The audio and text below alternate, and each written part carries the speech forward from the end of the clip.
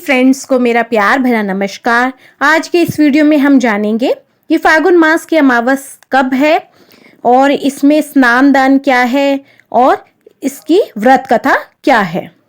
हिंदू धर्म में अमावस तिथि का दिन बेहद महत्वपूर्ण होता है। इस दिन आकाश में चंद्रमा उदय नहीं होता। प्रत्येक अमावस्या का अपना एक धार्मिक महत्व है। यह तिथि हर महीने कृष्ण पक्ष के 15वें दिन आती है। अमावस्या का दिन पितरों का आशीर्वाद प्राप्त करने के लिए उत्तम दिन माना जाता है। इसी के साथ इस दिन भगवान विष्णु की कृपा प्राप्त करने के लिए विशेष पूजा की जाती है। अमावस्या के दिन स्नान दान का सर्वाधिक महत्व होता है। साथ ही पितरों के निमित्त तर्पण एवं दान करने शुभ फलदायी माना जाता है। अभी फागुन मास चल रहा है। इस महीने की अमावस तिथि किस दिन होगी और इसका शुभ मुहूर्त क्या होगा, अब हम ये जानेंगे।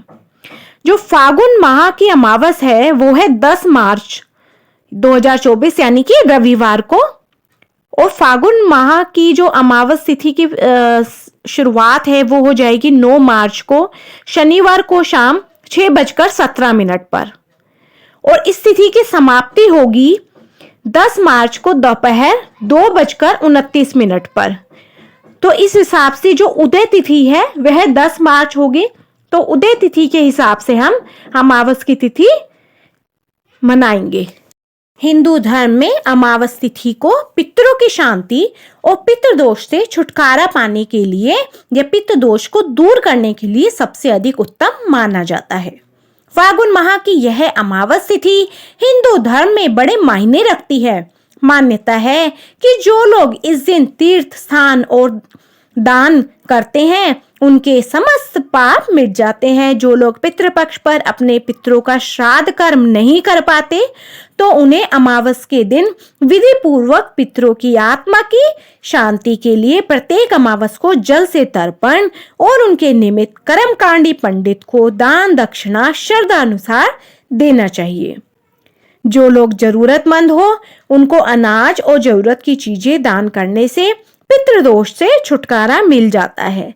साथ ही इस दिन भगवान विष्णु की आराधना करने से शुभ फल की प्राप्ति होती है। माना जाता है कि जो व्यक्ति फागुन अमावस्या के दिन व्रत रखता है उसके जीवन में कोई समस्या नहीं आती है और सुख समृद्धि में वृद्धि होती है। इस दिन पितरों का पूजन करने का भी विधान है। अमावस्या पर पितरों का पूजन करने से उनका आशीर्वाद मिलता है और उनकी आत्मा को शांति मिलती है। मान्यताओं के अनुसार फागुन मास की अमावस्या के दिन गंगा में डुबकी लगाने और दान करने से कई गुना पुण्य की प्राप्ति होती है। अब हम करेंगे फागुन अमावस व्रत की कथा। एक दीन ब्राह्मण परिवार था जिसमें पति पत्नी और उनकी एक पुत्री थी। उनका जीवन सामान्य चल रहा था। वर्ष बीतते गए और पुत्री भी धीरे धीरे बड़ी होने लगी। बढ़ती आयु के साथ उसमें स्त्रियों के गुणों का भी विकास होने लगा था। वे अत्यंत ही सुंदर, सुशील और सर्वगुण संपन्न थी, लेकिन गरीब होने के कारण उसका विवाह कहीं भी नहीं हो पा रहा था।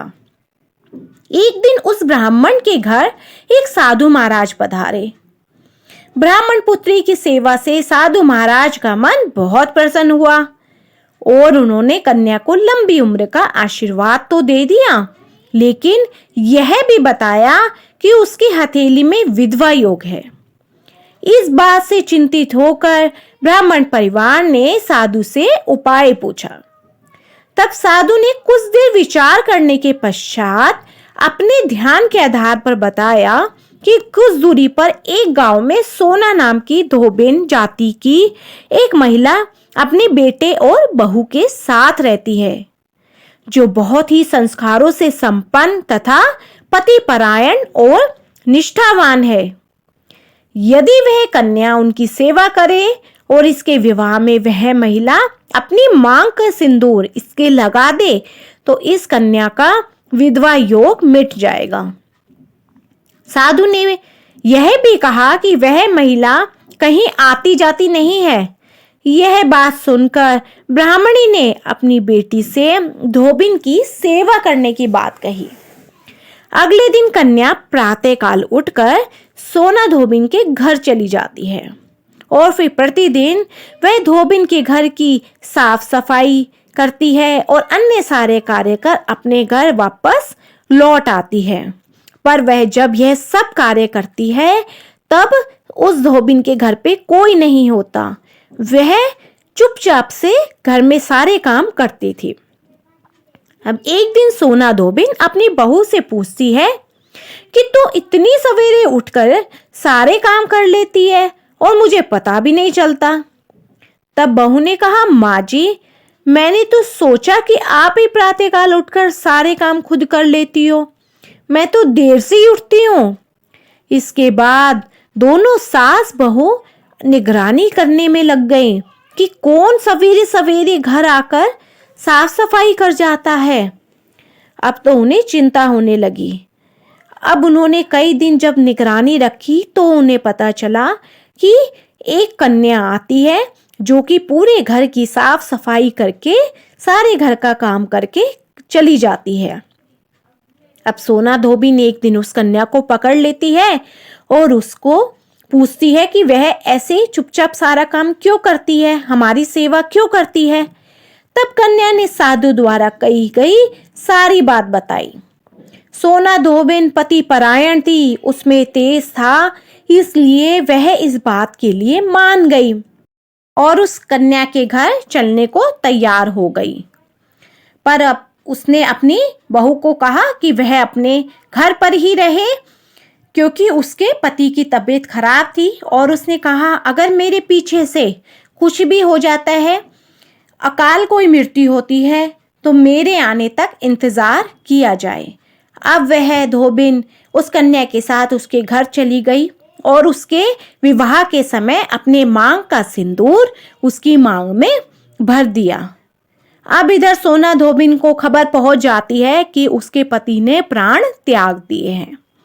वह निर्जला ही वहां से चल पड़ती है और यह सोचकर आगे बढ़ती है कि कहीं रास्ते में पीपल का पेड़ दिखेगा तो पहले उसे भंवरी दे करके परिक्रमा करने के बाद ही वह जल ग्रहण करेगी, क्योंकि उस दिन अमावस थी। ब्राह्मण के घर मिले पुए पकवान की जगह उसने ईंट के टुकड़ों से 108 बार भंवरी देकर पीपल के पेड़ की 108 बार परिक्रमा की और इसके बाद जल ग्रहण किया। ऐसा करते ही जब वह अपने घर पहुंची तो जो उसका पति था वह वापस जीवित हो गया। इसलिए यह माना जाता है कि इस दिन व्रत आदि करने से पुण्य फल की प्राप्ति होती है और अखंड सौभाग्य की भी प्राप्ति होती है। पुराणों के अनुसार अमावस के दिन स्नान दान करने की परंपरा है। वैसे तो इस दिन गंगा स्नान का विशिष्ट महत्व माना गया है, परंतु जो लोग गंगा स्नान करने नहीं जा पाते वो किसी भी नदी या सरोवर तट में स्नान कर सकते हैं या फिर अपने नहाने के पानी में थोड़ा सा गंगा जल मिला करके भी स्नान कर सकते हैं। और इस दिन शिव पार्वती और तुलसी जी, विष्णु भगवान जी का पूजन किया जाता है और अमावस्या का लाभ उठाया जाता है। तो फ्रेंड्स, आपको मेरी ये वीडियो पसंद आई हो तो मेरी वीडियो को ज़्यादा से ज़्यादा लाइक, शेयर एंड सब्सक्राइब कीजिए और बेल आइकन अवश्य दबा दीजिए ताकि न्यू वीडियोस का नोटिफिकेशन आपको ऑन टाइम मिलता रहे। तो बोलो जय शिव शंकर, जय माता पार्वती, जय हो विष्णु भगवान, जय माता लक्ष्मी।